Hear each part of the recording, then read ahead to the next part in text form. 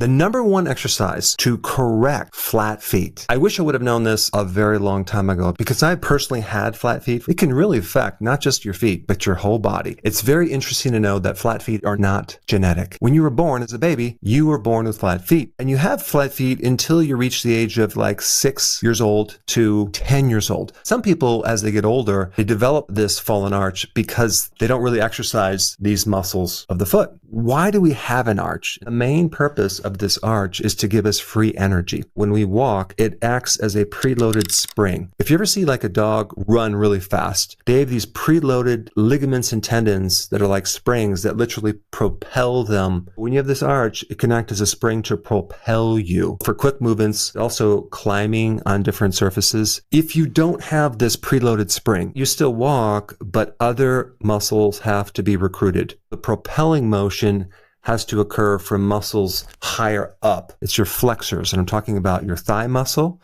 on the front part called the quads. They have to do extra work. And then in the core, the flexor called the psoas has to do extra work. The muscles on the back part, the hamstrings, the glute muscles, the lower back, are underused and they get weaker and they start to atrophy. All coming from the foundation not being correct, like a flat tire. I am going to talk about how to prevent flat feet, but I want to show you also the most amazing solution for flat feet. Maybe you might think an arch support. It may give you some temporary relief, but it's a bit of a handicap. You need to do what I'm going to tell you very shortly, because this exercise doesn't just activate this whole area. It strengthens the atrophied muscles that you might have. You ready for this? Sprinting. Sprinting puts back that spring. If you ever see someone with flat feet that's older and they start to sprint, oh my gosh, they can't do it. But guess what? There's a way within 6 to 8 weeks that you can get that spring back, which will solve a lot of your back problems and other issues as well. Because there's no other exercise that activates the glute and the hamstrings more powerfully than a sprint. The contrast on that, the worst exercise to do is jogging, because you're compounding on this thing. And usually when you're jogging, you might be hitting your heel first. This is terrible. Sprinting will not just fix the foot, it rewires the entire body. There are a couple exercises that I'm going to recommend that you do before you start sprinting. You're going to start with skipping. There are 2 types of skipping that I want to talk about. A skipping, you're skipping tall and you're punching your knees up with rhythm. Then you want to also add B skipping. With B skipping, you're doing the same as A, but you're kicking your foot out and then you're pulling it back. You're going to also add that and kind of do that until you get used to it. I also recommend an exercise called high knees. So as you're sprinting, you're just bringing your knees higher or exaggerating the knees higher than they usually come. And then we also want to add something called butt kicks, where we flick the heels back to the butt while you're running in place. After you do this for a while, then you're going to start your sprints. When you do an actual sprint, I recommend you only do it at 60% intensity. I would also recommend doing 2 to 3 sprints of just 15 seconds. Before you stretch, I don't recommend you do static stretches.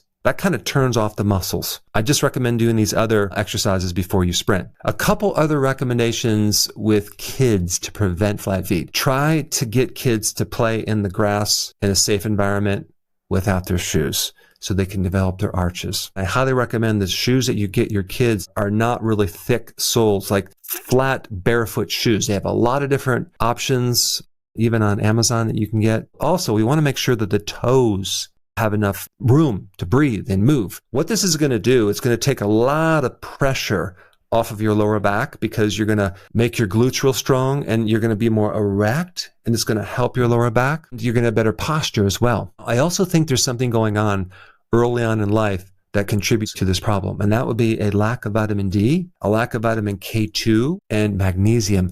Those 3, if missing, can actually make the connective tissue, the collagen, weaker. And also like dental malformations, needing braces, you might have scoliosis. Think about what rickets is.